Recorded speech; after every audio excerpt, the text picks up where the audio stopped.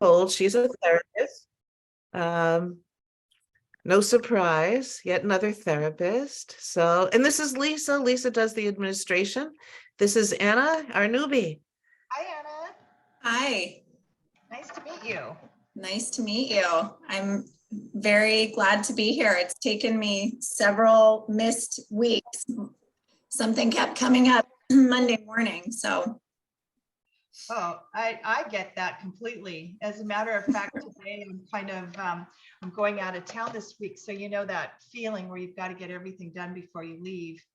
And I actually thought yesterday, I'm like, I got it all done. This is great. I got 2 days to kind of, and then everything blew up this morning. So Oh, maybe no. pop out early, but we'll see. So, and Okay. we've got Marie coming. I want to see, she was sick last week. So how are you feeling, Marie?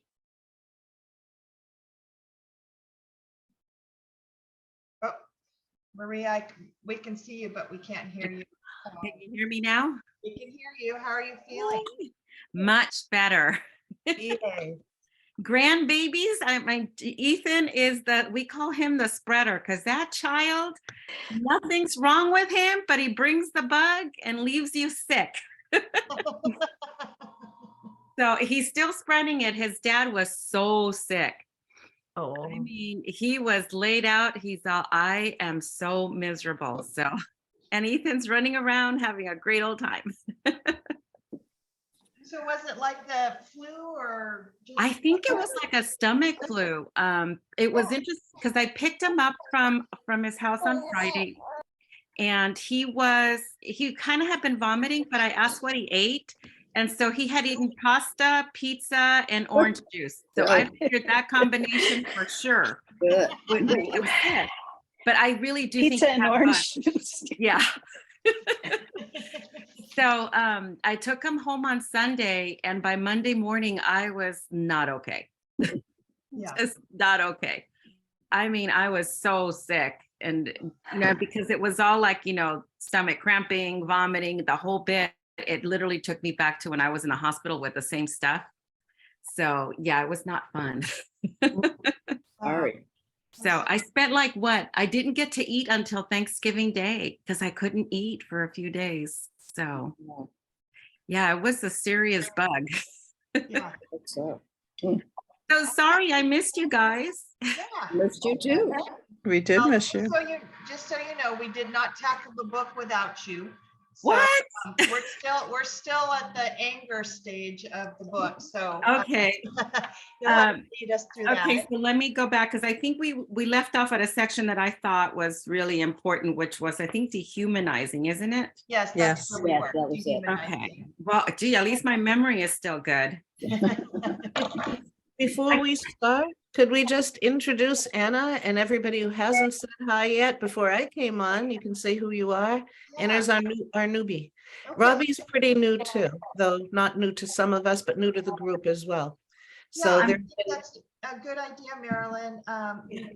Do you want to wait just a couple more minutes? Everybody else signs on. But yeah, we'll go by and everybody will say hi. I want to say hi to Mimi too, because we haven't seen her for a little while. Hi, Mimi. Hi everybody. Hi. How are It's- you? I'm doing okay, thank you. It's been a busy couple of weeks.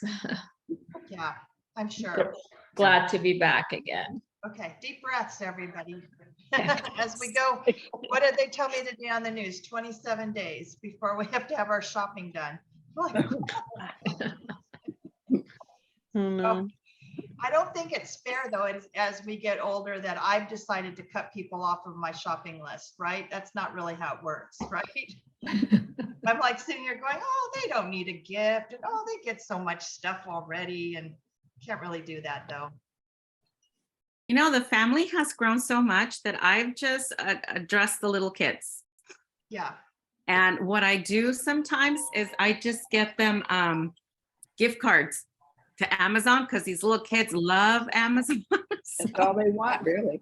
that's When all they're they older- want. And when they're older, that's all they want too. So Yeah.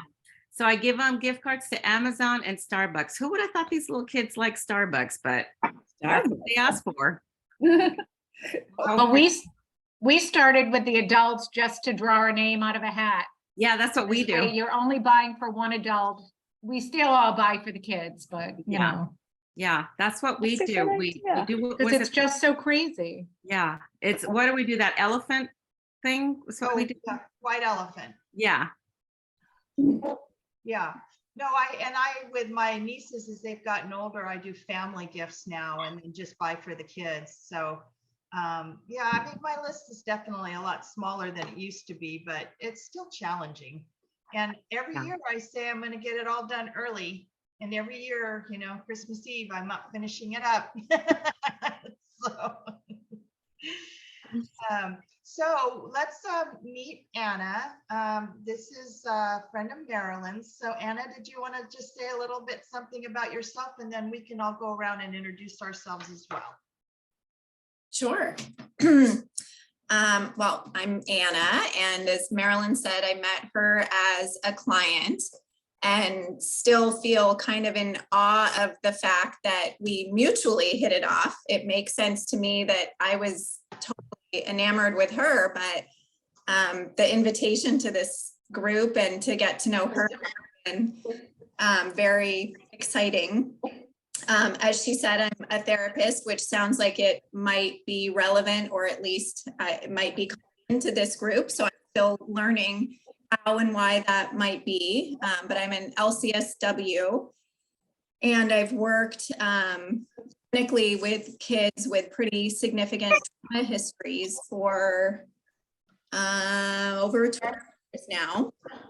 So, and I do not have my copy of this Brene Brown book yet, but I'm a big fan of hers, and I can hear her voice and her style. And I think even without having a copy of the book, I will be able to hopefully follow along the conversation just because I'm a fan of her.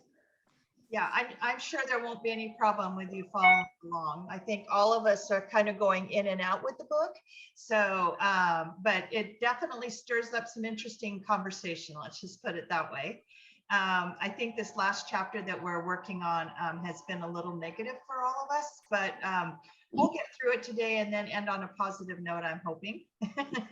So let me just go around and I'll ask everyone just to say hi to Anna.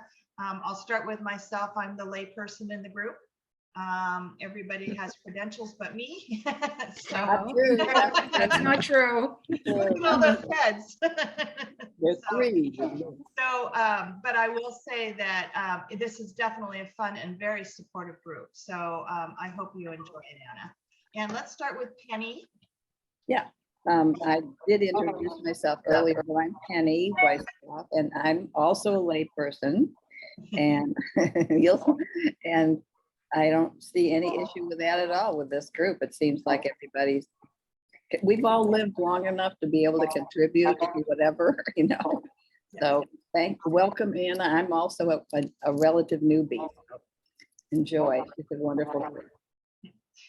Thank you, Penny. How about you, Mimi? I introduced myself sooner too. Then hi again, Mimi, and I'm on and off due to my aging parents. I have to attend to them. So every once in a while, when I do get a chance, when I can get away, I'm here. And we're glad when you are, Mimi. Thank you. Thank you. So welcome to the family. And Donna. So I'm Donna. I'm also a layperson with a rather peculiar background in Gene Houston and personal development things. Because I worked with her for 5.5 years, and that's where I met my husband. So we Wait a are still second. living. Jean Houston? Yes. I did not know this. I love her. Okay, Donna. Thank you. All right, go back. When I first went to work for her, I had no idea who she was. I answered an ad in the newspaper for a Paragon wanted.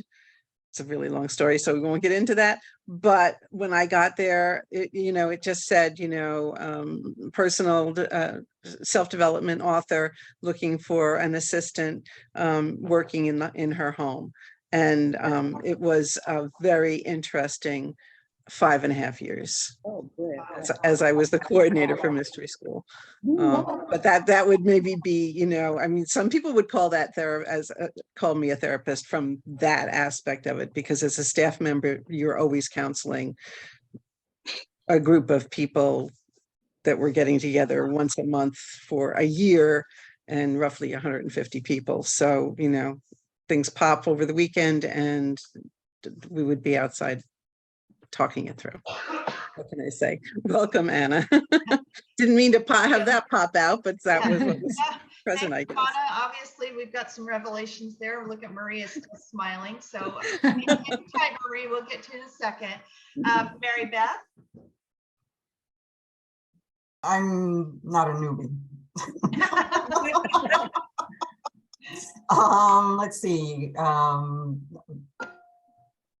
Welcome to the group. I don't know. I'm not a therapist either, but I'm empathic. And so I've learned through Marilyn. Marilyn and I are good friends as she is with many people in this group, and learned how to use energy to protect myself. And of course, she's got a bunch of protection. Well, she's got an amazing protection prayer that we all do anyway, which has helped tremendously with not taking on other people's energy.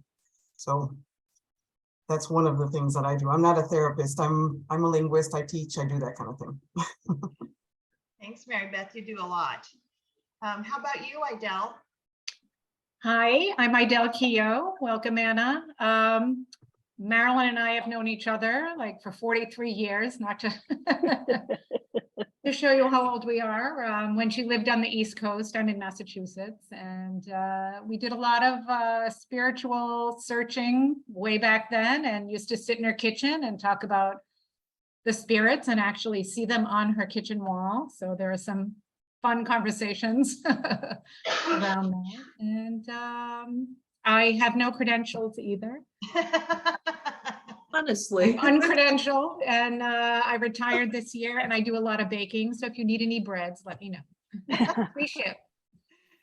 Okay, so Anna, as we continue with this group, thanks, Idel. Evidently, I was wrong.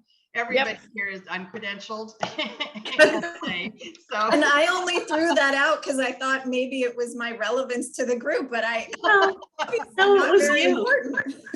No, the decision, I downloaded it not knowing anything about you other than I downloaded yes.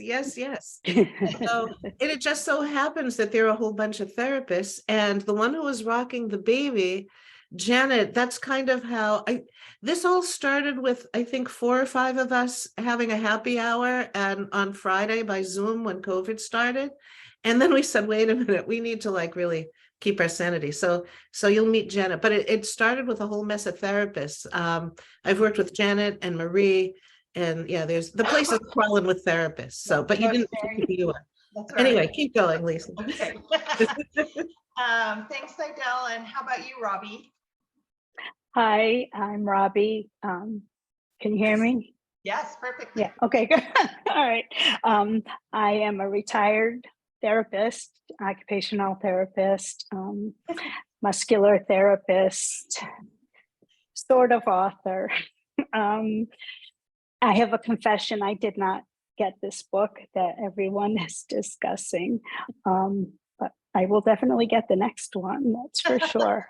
Is there a lot left of it? I don't even. No, okay. We're almost And I met Marilyn around, it was the early 90s, maybe around 92, 91, 92. And that's when I started my spiritual journey, had an out-of-body experience, started having very vivid dreams that I kept in a journal. And this is where I live, in the spiritual world, stumbling along on the planet. Can I add something? There were 4 of us, and Idel, when she wasn't working, she would be the 5th one who would join in. And we called it a book club. It was not, it just like this is not a book group, but we will throw in a book here and there. We would talk about books. Sometimes we'd be reading the same book, but it was more about the concepts. I keep thinking of what the Magus of Stravalos. We got into all this Megastrophos, yeah. We would meet and it was like back in, over 30 years ago and nobody talked about this stuff and we're like, and hanging out. Don't tell anyone. They'll Yeah. think we're crazy. I think well, everyone knew I was nuts already, but and we were back in Massachusetts 2 months ago, not even 2 months ago, where we landed at Idell's and promptly ended up with Harry had COVID. So we didn't get to see people other than poor Idell and Ed, who, waited on us hand and foot and fed us. But the other two ladies in the group, Lee and Ruth, have Ruth. also joined in and they'll probably come back. So while we were there, the one thing we did do once Harry was like, okay, is 3 of the 4 of us, and of course it was Idell, so 4 of the 5 of us, it was at Idell's, got together and they said, wait a minute, we should be doing this stuff now. So yeah, so that's how this came into being, where that group is joining this group. Yeah. And I talk way too much, but you'll know, I'm sure you already know that. So I'll be quiet. I usually keep I love to hear you talking. talk. Yeah, but I talk too much. Anyway, keep going. Thank you, Robbie. And again, Anna, just to reiterate, we're not really a book club, but we do, Marie, who's going to introduce herself next, brings books to us occasionally that seem really relevant to all of us. So we kind of enjoy studying them together, as well as we have quite a few authors here in the group. So studying some of their books too is on the calendar. Marie, do you want to say hi? But you want to unmute first? Yes. So I'm Marie, and yes, I do periodically bring books, and I'm a professed nerd. I love this stuff. So I was listening to our next chapter, and she was talking about quantitative versus qualitative, and she focuses her research on quantitative, which I like quantitative. And she was talking about the pathway to conducting research. So that's all speaking my language. And then when I heard about Jean Houston, that's speaking my language. Because actually, I just finished a little mini course that she was teaching on how to letting go of stress and being more productive and shrinking, not allowing time to stop you from getting things done. So, and I've seen her at the Evolution Conference so many times. She's amazing, amazing, amazing in her storytelling. So what do I need to say other than I do talk a lot, right, Marilyn? Yeah, you're right there. Good. It's two right there. Yes. And I do have credentials. I do therapy with people, and I do life coaching and workshops and things like that. So. Yeah, as a matter of fact, Anna Marie holds this breathing thing a couple times a year. So we like to keep everybody in the loop, and everybody that's gone to it just found it to be absolutely beautiful experience. Yeah, they walk out feeling like marshmallows. They're just floating out. We're going to skip over Janet right now because Janet's busy taking care of her grandbaby Connor. So she'll poke back in as soon as Connor's content. Next is Ilona. Ilona, you want to say hi? Hello, Anna. I'm also an LCSW and a licensed massage therapist and a Bach Flower Essence custom practitioner, but that's not really what I do. Incorporate that, but I'm more of a metaphysician and an evolutionary specialist for the human race. That's really what I'm about. So anyway, welcome as a social worker. Betty is one of the core members. She's also a social worker. So we've got a number of social workers here. And I started out in residential treatment with psychotic abused and suicidal kids. So wahoo, I know what that's like, and good for you. And those kids are lucky to have you and those like you who are willing to really be in the trenches with them. So amen to that. And I'm in New Jersey, and I sing a lot. Oh, yes. Anna, to hear that when she leads our meditation, she shares her gifts. So, and it's quite beautiful. So we do actually, we'll announce it in a little bit, but we do have a little ceremony coming up that Ilona's going to lead in a couple of weeks, but we'll talk about that in a minute. Thanks, Ilona. Lynn, did you want to say hi? Yeah. Hi, I'm Lynn. There you are, Anna. Hi, welcome. I'm from Austin, Texas, and I am a dog lover And I may have to mute any second because I've taught Colette to bark when I'm on a Zoom call. I think she gets excited about the energy because as soon as I turn the computer on and she starts hearing voices, yay, and starts barking. So I'm a retired paralegal, so I have no spiritual credentials either. But I'm a pet lover. I have 2 cats, actually 3 cats, 2 kittens, a cat, and 2 dogs. And since I retired, I've started pet sitting. And so that's turning out to be very, very rewarding. And getting to know a lot more dogs, and I fall in love with every dog that I meet. So and so I do a little bit of animal communication too. And so that's why pet sitting has turned out to be so rewarding for me. It's like, I feel like it's something socially redeeming. Let's see. I guess that's it. Oh, and I was best friends with Janet in high school in Timonium, Maryland. And so that was my introduction to this group. And so I think you're gonna love it here. So welcome. Glad to have you. I already do. Thank you, Lynn. How about you, Sita? Did you want to say hi? Hi, and welcome to the group. Well, speaking of puppies, here's my little girlfriend. And I am totally, I don't know, maybe you could do some little whispering on this girl. I totally believe that she's my reincarnated Bichon. And I've just been so happy that she came back into my life. It was so sweet because I thought maybe she was, and then she started acting like her. And then when she was, I don't know, a few weeks old, all of a sudden she just turned and looked so deeply into my eyes. It was just lovely. And she does that. She has continued to do that ever so often. Wow. Anyway, I really enjoy it. So I joined the group through Marilyn also. And she came into my life after my son passed, and there's been so many wonderful miracles around that.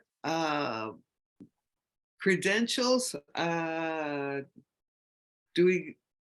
guess I do structural integration. It's a type of Rolfing body work. And I've been doing tarot readings for, I don't know, 30 years now. And I am an up and coming, my next career, I say my 5th career, I am an author, an up and coming author. I even got this beautiful little lamp here and desk to put me right in the mood. It's got such a beautiful, anyway. So welcome, and here we are. Thank you, Sita. And finally, Sophia. Wow, finally, was there a book that started out Finally Somebody or something Tomas or something? Anyway, children's book. I missed your introduction, Anna. I caught a little bit of it, and I learned that you're not a professional. So I don't have any professional credentials, but I have street credentials, street creds. So, I've led a storied life. And I'm in the group through Mary Beth's suggestion, because I've known Mary Beth a long time.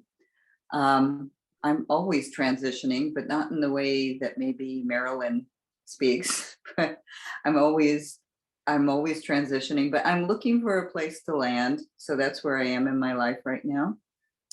Lynn, help. You need to consult with me. I am not joking. And Sita, I did try. I tried to talk. You suggested, you probably don't remember, but you suggested my spirit should communicate with Tito, my cat spirit. because he was in the hospital over Thanksgiving. I mean, he was at the emergency. And I don't know what to do with him. So maybe Lynn knows. So there you go. Send me a picture. I will. And in brief, he eats everything. That is his problem. He eats non-food items. He has pica. Oh. Everything. I set a sweater down, you guys, 5 minutes, not even 5 minutes, 30 seconds. I turned my head. He's sunk his teeth in it and he was running with it. Wow. That's So, Sophia, I was just talking to somebody about pica because people don't know that, but it is contagious. If you hang around with somebody that has pica, you can pick it up very quickly. oh great. Anything else you want to devastate me with, Marie? So don't watch him. So basically, Well, keep the good sweaters news- away from The good Sophia. news is he crawls into a corner and he does it in secret, ideally. Jeez. Okay, so we will do a whole morning just on that. Thanks, Sophia. And I'm sorry that your kitty was sick. So, Thank you. and let's just say a quick hi to Liz. We haven't seen her for so long, and it looks like you're at work. Okay, well, kisses to you. It's good to see your face again. And everything's good at your side? Yeah, I just wanted to pop in and say hi. I have 4 minutes until recess is over. Our bathrooms are broken at the school, so we've been field tripping it over to the high school next door. So it's been. Well, we're sending huge support to you, Liz. It's really nice to see your face. Thank you. Yeah, I just wanted to pop in. I'm like, I don't have my kids with me, so they can't like jump on me. And, even though it's a few minutes, I just wanted to say hi to everyone. Thanks for between tours of the high school's bathroom. Yeah. I don't know if you guys watch Abbott Elementary this is my life right now. Oh my God. If you guys haven't seen Abbott Elementary, I think it's an ABC series, sitcom, and it's absolutely hysterical based on true events. So I recommend it highly. It's true. It's all real life right now. Well, good. I'm glad you're here, Liz. So Anna, that's kind of the Thank group. you. And I think what we'll do now is we're going to have Marilyn lead our protection. And Marilyn, if you have a few words of inspiration during that, and then we'll jump right in with Marie. So, all right, Marilyn, it's all yours. Okay, and Janet probably can't talk right now because she's rocking Connor, but that's Janet. He's doing pretty well for right. Oh, no, never mind. And it's really funny. I don't think we've ever had a conversation about credentials or not. I certainly am not a therapist, so I ain't got no credentials. But I will say this is the most unbelievable group of women. We've been doing this for a while now, and oh my God, I know for me it just helps me. It's like puts the wind in my sails to stay afloat and not sink during this time. And I think it's been for a lot of us. It's just a nice supportive place to be, and we can talk about anything and just offer the kind of support and conversations that 30 years ago and 40 years ago with Idel, that we're thinking, why can't we all just talk this way all the time? And wait a minute, my phone. Sorry, my phone went stupid. Wait a minute. Okay. Sorry. Am I back yet? Can you see me or no? I'm back. Okay, so I just wanted to say that. All right. But it's really just such a nice group, and it's probably more than twice this many people, but people come in and out. And if you're busy and there are other people with kids and who are super busy, there's no stress about joining or not joining. It's just the energy is nice whenever it is. So get comfy, get lively, get comfy. And just take a deep breath. And if there are animals around, feel that nice animal energy, and of course that baby energy. Feel your feet magnetized to the floor, feel your shoulders brought back. And feel the connection above your head. And take a deep breath. We clothe ourselves in a robe of light, composed of the love, the power, and the wisdom of divine consciousness. We wear it not only for our own protection, but also so that those who see it or come in contact with it will be drawn to divine and heal. Please, divine, let your light surround us, let it permeate us, let it fill us up, let it emanate from us and reflect back to each other and to divine as we remember that we are all the light and we're all connected. And there it is. Thank you very much, Marilyn. Okay, Marie. Let's talk about dehumanization. I think dehumanization. Marie, hold on just a second. Penny, did you want to say something? I'm sorry. I didn't mean to. You can go ahead. I can do it later, whatever. No, please, go ahead. Okay, well, it's just when you asked us to describe our qualification, or we didn't say that really, but I've had a very long period of time, probably since the late 70s, with spiritual journey that I've been on.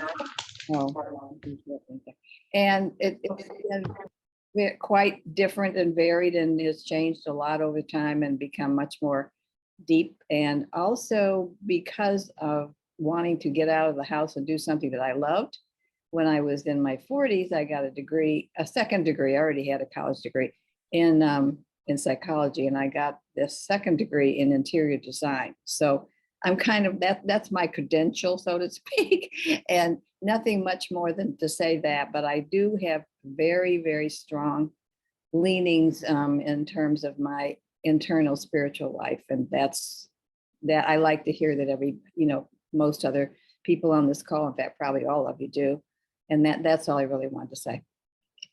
Thanks, Penny, and yeah. That's I think that kind of unites all of us. I think all of us want to explore a little bit more of that internal spirituality that that we witness, like with Marilyn and Ilona and others on this, and it's kind of been nice with this group. One of the things that we studied once, the book that Marie brought to us, was a book discussing empathy and how we are empaths. And I would never have categorized myself as an empath until after I'd read the book. And I thought, wow, that brings us all together, even in a more tighter knit community, because the empath side of us, is something I'd never explored before, never even understood. It sure explains a lot about sometimes my reactions to things and how deeply emotional I feel about some stuff. And it's not just Hallmark movies that make me cry. Yeah, I think you're right, Penny. You hit it on the nail on the head. That's the kind of group we are. That, and I think we're all exploring that. So thank you for bringing that up. Appreciate it. Thanks for sharing. Sure. Now Marie's going to bring us down because she's going to talk about dehumanization. Okay, I'm just giving a quick disclosure. I have to leave at 11 o'clock in the morning. Well, duh, if we are in the morning, but anyway, I wanted to jump into dehumanization. This particular chapter, it's funny because we went from a really happy tapping into positive emotions into a very heavy chapter right after. But the reason why I decided to split it is because dehumanization, we see that throughout history. And we also see it within our own cultures and then subcultures of each one of us, the culture that we belong to. And so it's something that's so entrenched into so many aspects of the things. I mean, even today, all you have to do is look at the media or step out and you see these kinds of things. I think COVID brought out not just a lot of positive stuff, but I think it brought out a lot of this stuff. I mean, we saw people that were, reactive if you weren't wearing a mask or if you were, not getting the vaccination. We saw a lot of these kinds of things. So I think this just kind of goes to that. I wanted to go into page 233, where she's talking about David Livingston Smith, what he was saying about it. He goes on to explain that dehumanization is a response to conflicting motives. We want to harm a group of people, but it goes against our wiring as members of social species to actually harm, kill, torture, or degrade other humans. Smith explains that very deep and natural inhibitions prevent us from treating other people like animals, game, or dangerous predators. He writes, dehumanization is a way of subverting those inhibitions. Isn't that interesting? And Marilyn's not here, but I was going to say something that she's talked about quite often. It goes on to say, dehumanization is a process. I think Michelle, I think it's Maisie, a professor in the philosophy department of Emmanuel College, lays it out in a way that makes sense. So I'll use some of her work here to walk us through it. So she defines dehumanization as a psychological process of demonizing the enemy and making them seem less than human and hence not worthy of humane treatment. But again, Marie, you said that goes against the natural grain, our natural grain. Yep. Yeah. But this is what we do. This is what we do. It seems like it used to go against the natural grain, but with all of these shootings that are happening all over the place, as soon as you began to talk, that's all I could think of. Yeah. Every day there's. Yeah. So she goes on to say that dehumanizing often starts with creating an enemy image. It's like Putin, what Putin's doing to the Ukrainians. Exactly. First. Yeah. Perfect example. It says, as we take sides, lose trust, and get angrier and angrier, we not only solidify the idea of our enemy, but also start to lose our ability to listen, communicate, and practice even a modicum of empathy. Can I say something about contemporary example? Mm-hmm. Well, first of all, I'm reading this book. I just finished this book about World War II and Goebel. How do I say his name? Yeah, thank you. Him. Maybe. You know, I've been reading about how he dehumanized a particular group, and it's, I see the practice established. It was carried forward in the way, for instance, Mr. Trump behaved, and the belief that if you say a big lie enough, people will believe you, and that's kind of a tactic for achieving a dehumanization of people. I was talking last night to somebody, a very nice person, and much like me in his political and social beliefs, but I think that we're too reflexive in our reaction to people who are different in their social and political beliefs. Immediately I see people are saying, he actually said, oh, but I could never talk to somebody like that, because you know how these, there's nothing we could talk about. This is somebody he's referring to who is politically conservative. And I don't feel that way. I think that's a really bad, I know it's something we naturally feel antipathy towards somebody who's taken a stand that is affecting us, but I think people need to listen. And if they don't listen, then everybody starts to dehumanize people who are different from them. Yeah, Ilona, go ahead. So that's, Marie, that's the language part of dehumanization. That's what I was getting at. Answer's right there. It's in the chapter, Sophia. Yes, So it's right there. I see, I could write the book. I don't even need to. So actually she has a big quote all in that blue page, which she says, language matters. It's the raw material of story. It changes how we feel about ourselves and others, and it's a portal to connection.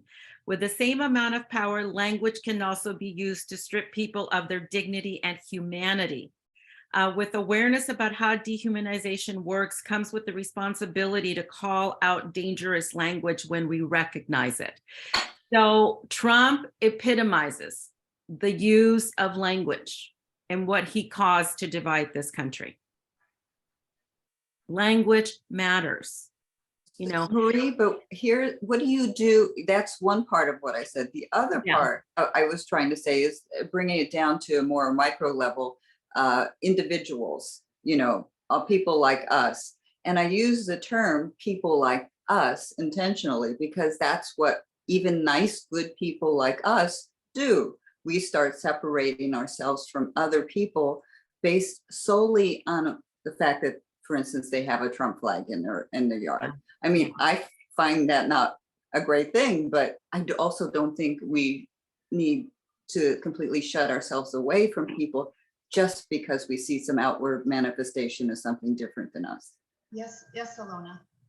So, so Marie and Marilyn, we can play with this as well as the rest of the group. The bottom line of a dehumanizing perspective is the lack of fulfillment and personal responsibility in the person doing the dehumanization. That's the bottom line. And the listening that really needs to happen from my perspective, Sophia, is listening to the person's story. Everybody has a story. I mean, Penny, you talked about reading the book about Trump's story. Got a story, right? And all of the therapists on here, including you, Anna. And I have to say, I think one of the greatest teachers for any therapist is working with children whose pathology is forming. We see it literally emerge from 3 years old on. We watch what happens. And to me, you can do all the therapy with adults and it's wonderful. And I'm not saying anything against anybody here, but when you are literally watching it emerge in front of you and you're doing everything in your therapeutic power to try to ease it, it's a shocking kind of moment. But those are the stories that these children are living that are creating the pathology that turns them into the murderers and the rapists and the criminals of the future, because love isn't their language. Love isn't their environment. And no one really gives enough of a SHIT to make the difference. And so when we're talking about connection, we have to be willing to listen to the stories, whether we like them or not. And then we have to be willing to share a compassionate response, not a condoning of behavior ideation or anything like that, but a compassionate response to a human being that's in crisis. And you nailed it, Ilona. But honestly, before all of that, what it really comes down to, we're not responding, we are reacting. In dehumanization, we are reacting, but we're reacting from a place of fear. We are not reacting from a place of love. So as humans, when we go about doing these kinds of things, we are in fear. Our decisions, our words are stemming from fear.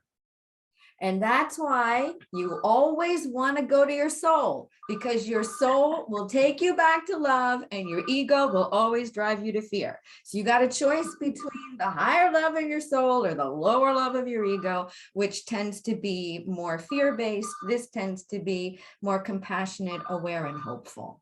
Yeah. And so I'm taking you back again to the 4 agreements, because if you practice the first agreement of being impeccable with your word, it's easier for you to respond. It's easier for you to recognize where some of those biases are coming from, for you to understand, you know what, this is my fear. And being able to take a step back before you even open your mouth. Marilyn, did you have something you wanted to add? Yeah, one thing I've really learned from channeling, and that really helps me with it, because I got a whole lot of opinions, is that all of these biases start. Children are trying to get love from their parents. They're agreeable, they're repeating it. It's the quest for love. And these people are already, they have their biases, whatever is going on. But when you look at it, that they're just looking for the pat on the head and the hug. So they'll repeat whatever it is. And then I've just learned so much from hearing when I channel that, you know, you want to honor the parents. We always want to honor the parents. We're taught to do that. I was always too loyal, and I have so many friends who are too loyal to at first really dig into the deep therapy because we're loyal to our parents. But then I learned that our parents and our loved ones out there want us to be loyal to them, but not loyal to their dysfunction, because whatever dysfunction they had here, they're doing the life review, they're letting go of the dysfunction. We're running with it, we're carrying it as a way to hold on to them, or whatever it is they taught us. Hopefully we can be authentic and go to the soul and drop some of it if it's negative. But for us to be, for some people out there to be perpetuating the negativity that it was the only way that they could elicit love, their families, once they pass, are in a position where they're trying to change that. And they're shifting and coming back to their soul's honesty, and they don't want the kids to honor that anymore. So they're working hand in hand, in body and out of body, to release it. But for me, it was just, because I get a knee-jerk reaction. You're a Holocaust family, all of that. But if you stop and remember these little tiny kids who are looking up and just wanting to be loved, you still have to have boundaries and stop it. But that's where it comes from. And Marilyn, that's what when I talk to my own clients, I say we have some of the primal needs, which is safety, food, all of those things. But we also have primal needs emotionally, which is we want to be seen, we want to be heard. Don't judge me. Just accept me as who I am, but love me as I am. And I mean, based on this book and based on everything that we've been learning, I've come to understand more and more now that when I'm acting, I'm actually putting myself in check more often. Am I coming from a place of love, or am I coming from a place of fear? And what I've noticed is that when I choose love, there is an enormous shifting that's taking place. And I think of Ilona, because she's always saying, that's fifth dimensional, even though, but I think let me just go back a little bit. Imagine if we all opted to recognize that we're not condoning an inappropriate or improper or mind-boggling behavior, that we're not condoning that, but we're choosing to understand it instead of allowing our fear to take charge of it and run with it, that we choose to understand it through a place of love. Not that we're saying that the person is acting accordingly, that it's because there's some things that are done that are unconscionable. But if we can understand it, then we are more apt to respond instead of react.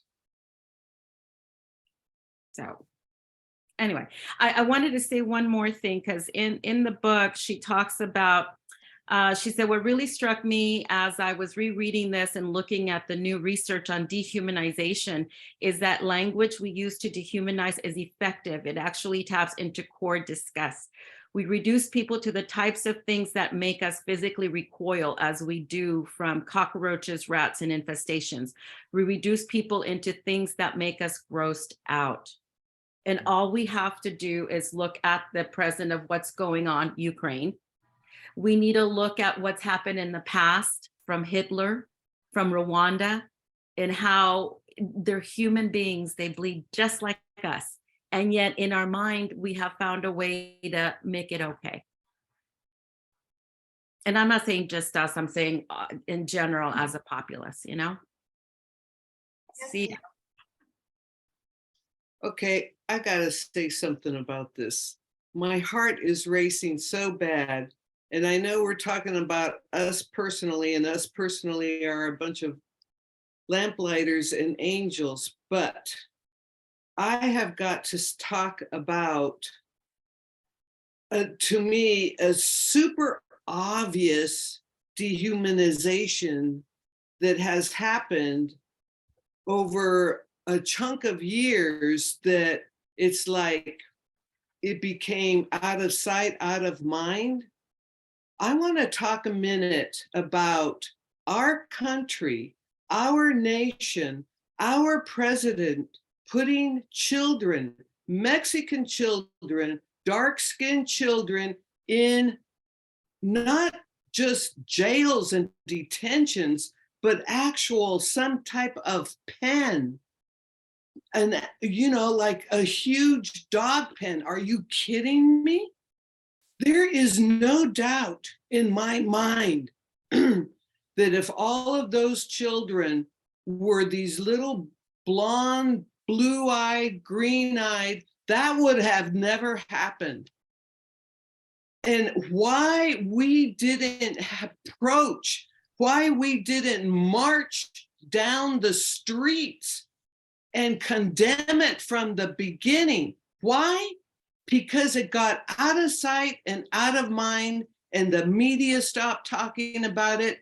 But that first year, are you kidding me? Do you realize how many people were trying to donate diapers, et cetera, and they were lost?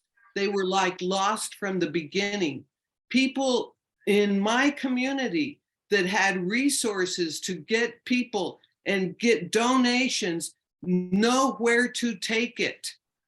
Nowhere to take it. These detention centers were out of sight, out of mind, and people have became accustomed. Oh yeah, the poor little kids in the cages. I mean, it was like not a reality. Some of these kids ended up being in these detention centers for years. They into the next presidential. And I have talked to every single, I can't help it, but because, you know, if I do not say something and something's bottling up in me and somebody has crossed my path and they're talking to me, I believe I have a responsibility to say my truth. So every time I have met a Republican, and if they start talking about it, I mean, as soon as I hear a Republican, okay, I'm going to be a little bit careful here. But if they start talking about it, I will jump in and I'll say, well, what about the children? And I am telling you, every single time, there has not one single time these Americans, their languaging was 100% dehumanizing these children. Oh yeah, well, that's too bad. Oh, Obama did it first. I mean, just one excuse after another to say that it's okay, that it's actually happening. I'm like, are you kidding me? This is happening in our country. And people today, it's like have forgot about it.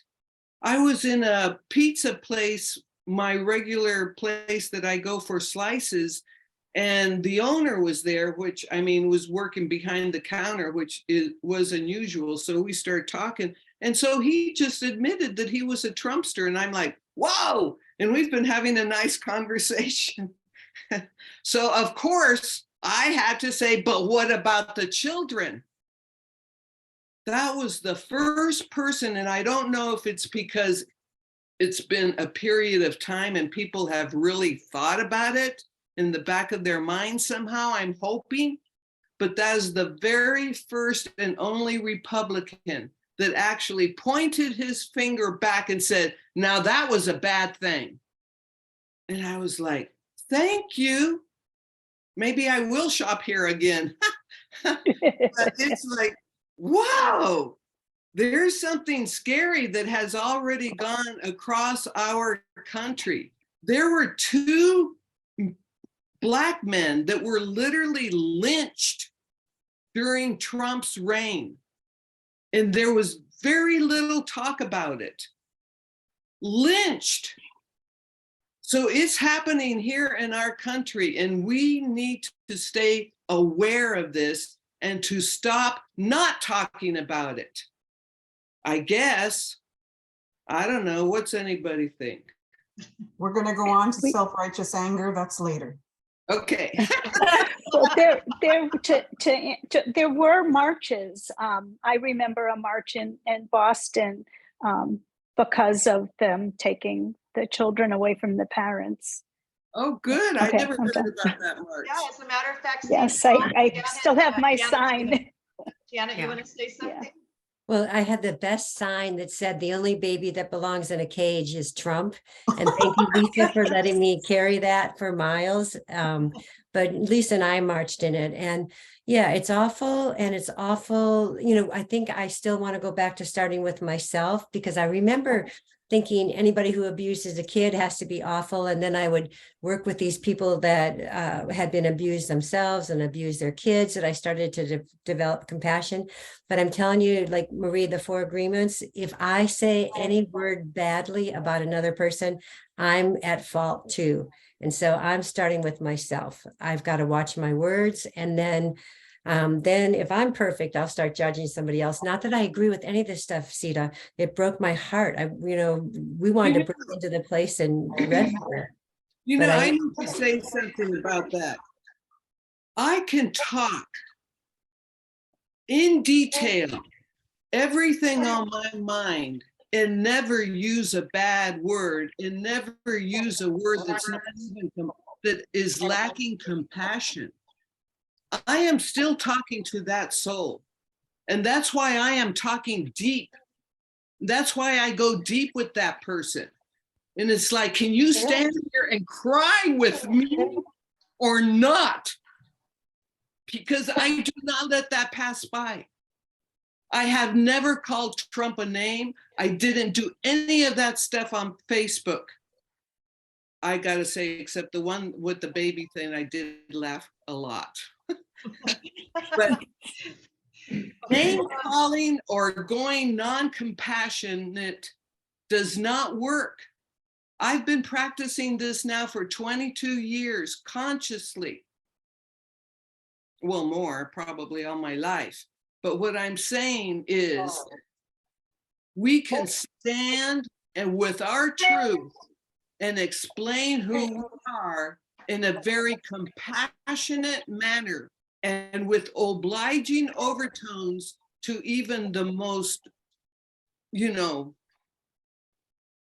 person that really doesn't register or care about torturing another human being. And that's what it comes down to. A person knows deep down if they are being nice or if they are being mean. Marilyn, did you want to, oh, Mimi, did you want to say something? Yeah, just hold on. I've got to go, ladies, but this was a heavy topic, I know. And before you get off, will somebody do focus on something positive to get us through the week? We will absolutely. This is a heavy subject. We always end with positive Yeah. after these. But I think you understand that Yes. why it was so important to discuss. Right. Okay. Thank you, Marie. Love you, ladies. Take care. Okay, Bye-bye. take care. Hi, Marie. Mimi, did you want to say something? Yes, asking you ladies, with all the respect to Sita, I think you all know what's going on in Iran. And all the demonstration that it's a women's movement. It's all about the killing of children, raping men and women in prisons, the innocent people, that students that are being murdered by this regime that's, we don't even know what to call them. And so the march says death to the regime, death to all these people. Do we just stand there and say, what do we say to them? What do we ask for when they're killing and murdering? Yeah. Do we ask for, I'm just lost. I think, well, we'll refer to Marilyn or Ilona to answer that, but it's kind of like an eye for an eye, right? And I mean, it's just like the way that they're calling out for death to the regime. I mean, you can understand that in your soul, how you would want that. But I understand that. Marilyn or Ilona, did you want to answer that? I just have a quick thing, and Ilona, if you have something else, but I was just going to say, Sita said something really powerful. Will you cry with me? I think that's what it comes down to. I really do. If you can touch the humanity in somebody, some of us know I broke up a whole therapy group by asking a fellow person in the group, did you know that, smiling there, did you know that Trump belittled a disabled man before you voted for him?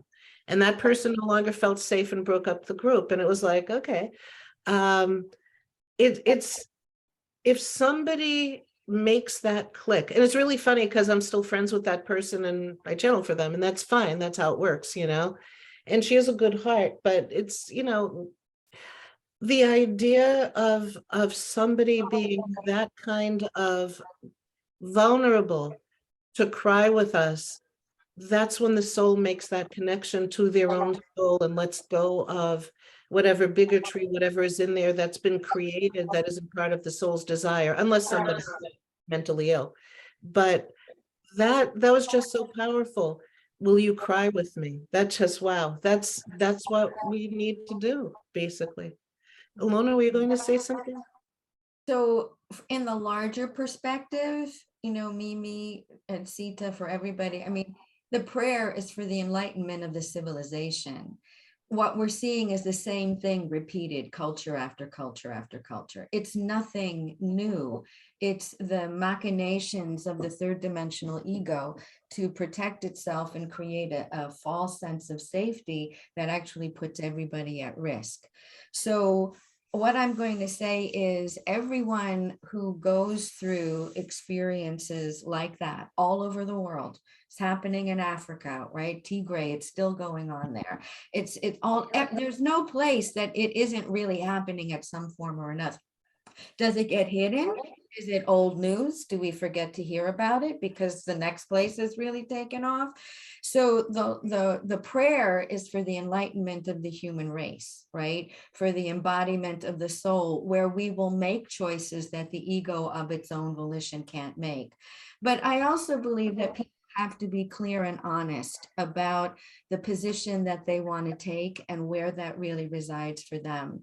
I mean, there are people in Ukraine who left Ukrainians that left the United States to go and serve and died, right? Because that was the position that their soul required them to take. On the other hand, there are Ukrainians who are here who are mobilizing resources and taking care of families that have left just so that they can survive. I don't think we need to judge a person's response to a crisis. I don't think we need to do that, but we need to be honest about what our personal response is. The one thing I will say is that the focus on self-righteousness is a big, big answer to these questions. Because if you are self-righteous, you're part of the problem. You're just taking the same stance in the other direction. Right? It's exactly the same, either from the light or the dark, but both of them are in the realms of the ego. If you Right, if you're taking it out of fear, but there is a self-righteous reaction to injustice that is not what you're talking about. No, no. Okay. No, but I'm not going to say it's a self-righteous reaction. I'm going to say it's a human reaction to extreme devastation and massive human and planetary trauma. I mean, it's not self-righteous. It's just, that response to it. So, so I'm saying on one level, we pray for that enlightenment that allows our leaders to make better choices and provides the support for the young people who will make those better choices, right? On the other hand, if you happen to be there living in the trenches, who am I to say what decision is right or wrong? You have to find that place of authentic honesty that allows you to feel like you're contributing one way or the other. And then you need to be supported in that. But what I am going to say is if your response puts your ego in control and makes you feel less hopeful and less compassionate to anybody in your experience, then you're not living from the soulful truth of who you are that can lift you beyond the terrible trauma that you're witnessing. Because what we see in the media and the news is so traumatizing, period, that we don't even really understand what it's like to be in that feeling. I think the last time any of us really felt a collective trauma was the lockdown in COVID, but most of us were safe at home. We were safe at home with all the things that we needed, including television, et cetera, et cetera. It's if we were in environments where everybody was going to the hospital and half of our neighbors died. And that doesn't happen to be probably in anybody in this group's neighborhood for the most part. So we don't have that acute experience of massive loss. But what I will say from another side is part of the work that I did with enormous amounts of communities in Celestial Help was really seeing the souls over. And we see the souls over from any kind of trauma or tragedy, and that there are hospitals and rehabilitation centers on the other side that they go to immediately. And so no one is ever lost or forgotten, even if it is the most horrible tragedies imaginable. They're not lost or forgotten on the other side. But yes, on a human level, they're lost and forgotten here. And that is one of the tragedies that we have to collectively address. And I don't know if that's helpful or not, but that is where I would start. Thanks, Ilona. I would just, what did I want to say? I feel like perhaps I'm wondering, and maybe some of you can confirm this, if the planet needed to come to this place of divisiveness and anger and fear so that people will wake up. For example, the people who are protesting in Iran, the Ukrainians who are saying, no, you're not taking my country. I just wonder if it's preparing all of us for hopefully some kind of enlightenment and understanding. Yeah, Ilona? So I can address that, Robbie, but Lisa, you hate when I do things like this. So I'm just going to put this out there before I say it. And I can pull us into something really beautiful to leave this meeting from. So Robbie, the next 3 to 4 years are really, and I don't use this word lightly, hellish. And they're hellish as the human civilization is forced to take responsibility for the ravages that they have created for themselves and the world at large. And in this 3 to 4 year period, you know, it's like the pus balls that are just having to just pop and seeing the wounds underneath. And if, you know, about 4 years from now, there'll be enough of a shift because there'll be so many people who are so overly traumatized that they can't conceptualize a humanity going forward in this way. But living through it is definitely uncomfortable and unpleasant, even if you know what it's about, and even if you know why it's happening. And that's why compassion is even more important than ever, because we have to recognize that those resisting the soul are destroying themselves and taking as much of the planet that they feel that they possibly can. And there's enormous celestial support to make sure that they only take themselves and not the rest of the world. But to witness this and watch that happening is a tragedy unfolding. It is. Mimi, did any of that help? Yes, definitely. The love and see the way I figure it out is when we're demonstrating, we're trying to let the world know what evil is and how the being united can help recognize what's going on. So hopefully more people are aware. That awareness makes people more come in tune, and that energy that we put in together hopefully can manifest. Yeah, I agree. Thank you, Mimi, for sharing, and thanks, Ilona, for those helpful words. I think I heard you say you were going to help us finish today in a so I appreciate that more than you know. Before we go, we are going to do the cacao ceremony. Ilona is going to lead us. It's going to be on Monday, December 12th. Ilona is going to send me an instruction email, which I'll get out to all of you. And it basically is going to require you to buy some special cacao, ceremonial cacao.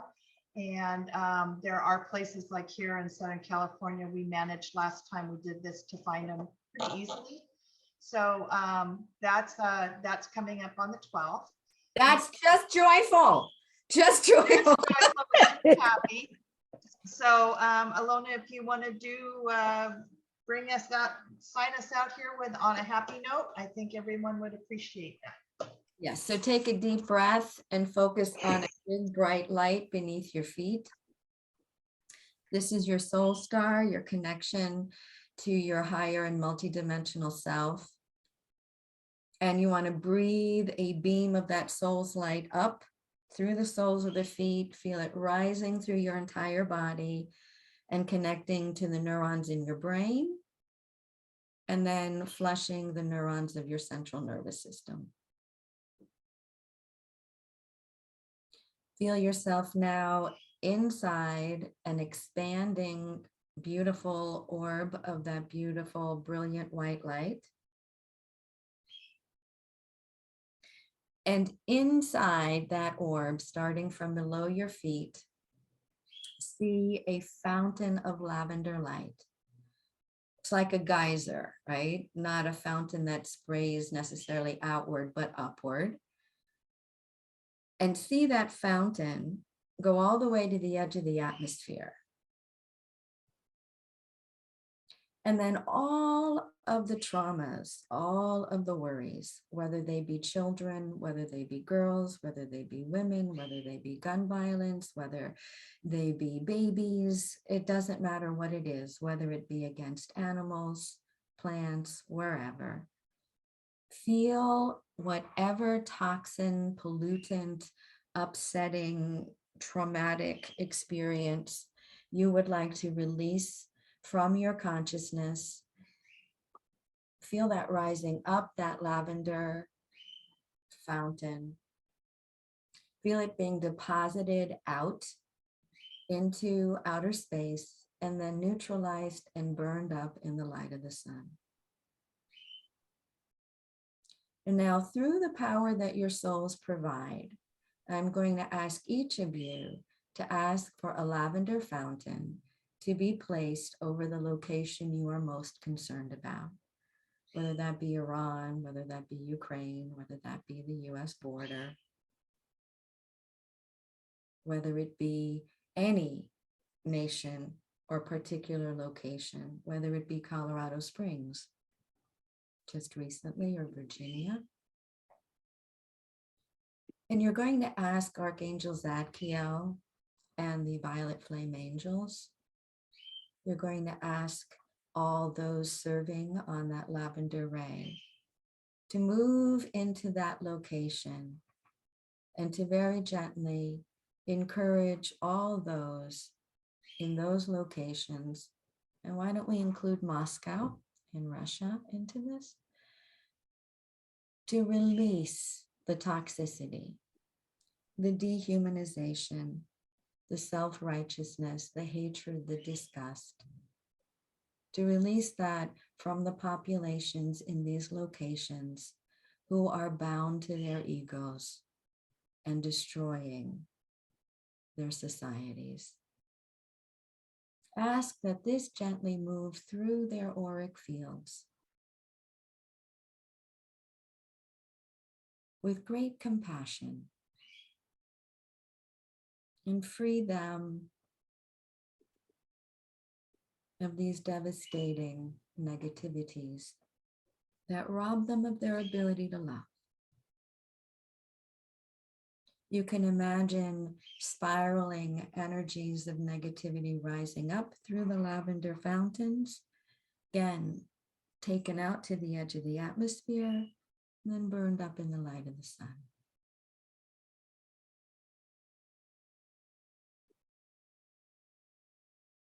In each of those locations now, imagine the lavender fountain becoming a violet pool.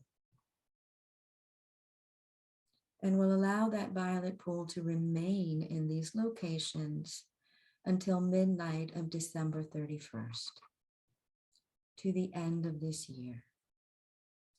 And through the power of your soul, you can make this so. And through the offerings and presence of these violet flame and lavender angels, we thank them for their service as they assist us in releasing these toxic debris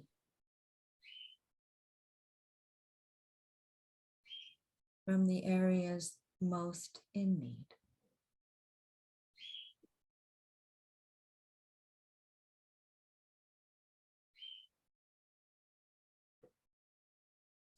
Now imagine that lavender fountain becoming a lavender pool beneath you.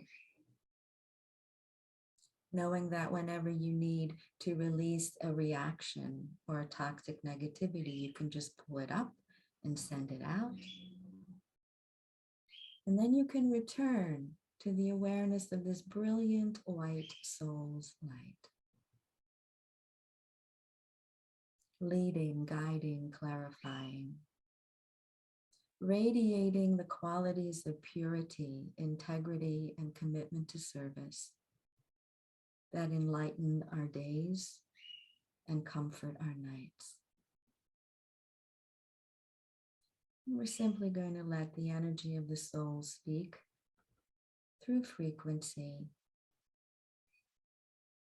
as we move into the last month of this year.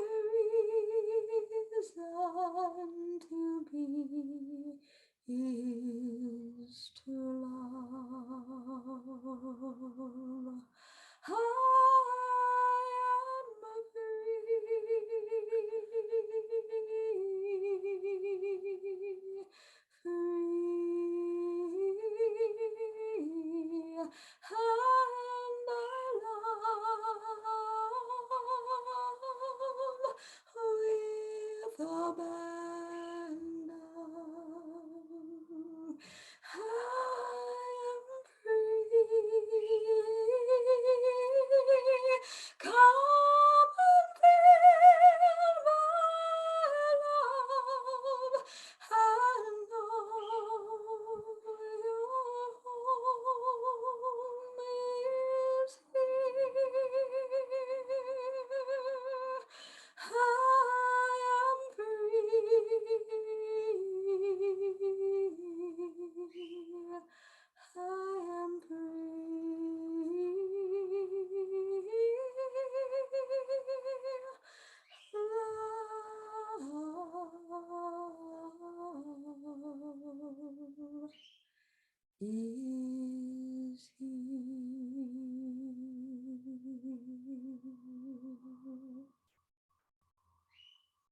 and breathe.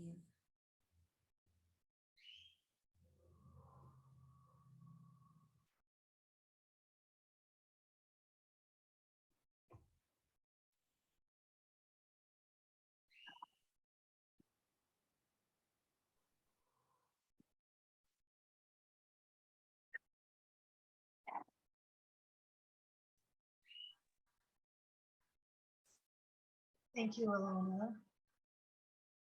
And always appreciate when you help guide us to a happy place, especially after today.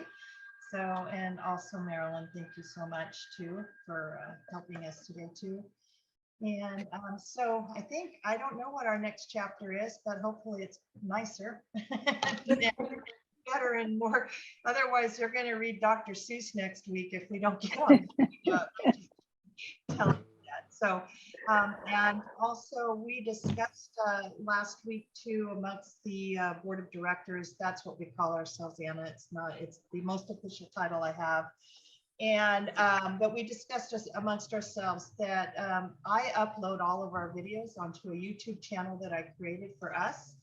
And for some reason, I'm not able to share the channel with you. So we have all of our videos archived for the last couple of years there, with the exception of videos that were really super personal and super in depth. We kept those somewhere else. They're not there. I think what we decided to do is that I'm just going to share with you all my credentials to log into it so that you have access to it at any time. And so I will do that. If I don't do it this week, I will promise by next week, I'll have that out to you so you guys can have some point of reference. And all of the videos, I try to do just a really quick blurb about what happened that day. So it should be easy to refer to as you go through, and they are all done by date.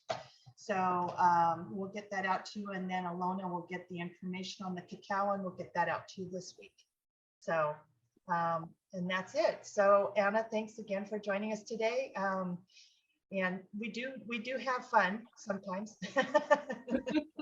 Thank you so much for having me. I think even the deep, dark stuff is fun. So yeah, more fun than this, then it's amazing.